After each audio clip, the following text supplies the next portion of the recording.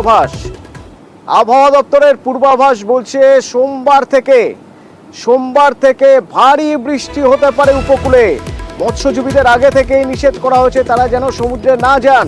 তো এই ভারী বৃষ্টি কিসের জন্য, আবহাওয়া দপ্তর কি বলছে জানবো। আমার সঙ্গে রয়েছেন প্রতিনিধি বিশ্বজিৎ।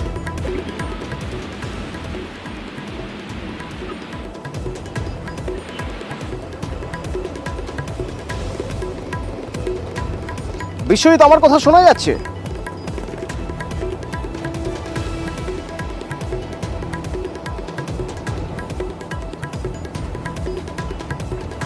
বিশ্বজিৎ, শুনতে পাচ্ছ আমার কথা?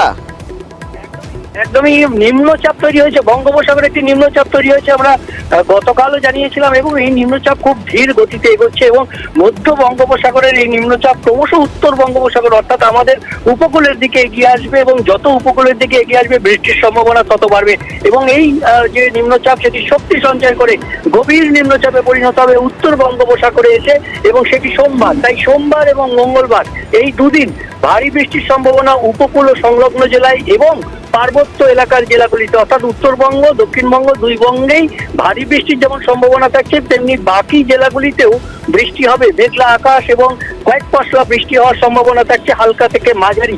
অর্থাৎ সোমবার ও মঙ্গলবার আবহাওয়ার পরিবর্তন হবে। তার আগে থেকে রবিবার থেকে মৎস্যজীবীদের সমুদ্রে যেতে নিষেধ করা হয়েছে, কারণ উত্তর বঙ্গোপসাগর উত্তাল হবে। 50 থেকে 60 কিলোমিটার বেগে দমকা ঝোড়ো হওয়া থাকবে, আর তার ফলে সমুদ্র উত্তাল থাকার কারণে মৎস্যজীবীদের রবিবার সকালের মধ্যে ফিরে আসতে নির্দেশ দেওয়া হয়েছে এবং রবিবার থেকে মঙ্গলবার পর্যন্ত সমুদ্রে যেতে নিষেধ করা হয়েছে। তবে এই নিম্নচাপ কোন দিকে যায় তার উপর নির্ভর করতে যে ভারী বৃষ্টির পরিমাণ কি আরো বাড়বে নাকি বৃষ্টির পরিমাণ কিছুটা কমবে বাংলায়, অর্থাৎ উড়িষ্যার দিকে না বাংলাদেশের দিকে, কোন দিকে এই গভীর নিম্নচাপের অভিমুখ থাকে তার উপর নির্ভর করবে। তবে এই নিম্নচাপ ওড়িশা হয়ে ঝাড়খণ্ড যাওয়ার একটা সম্ভাবনা থাকছে। আবার ঝাড়খণ্ডে গেলে ঝাড়খণ্ডে অতিবৃষ্টি, তার ফলে আবার জলাধারে জল ছাড়বে এবং আবার দক্ষিণবঙ্গে একটা সমস্যা তৈরি হতে পারে। তবে এখন কোন দিকে এই অতি গভীর নিম্নচাপটি যাবে সেদিকেই লক্ষ্য থাকছে আবহাওয়াবিদদের। ধন্যবাদ।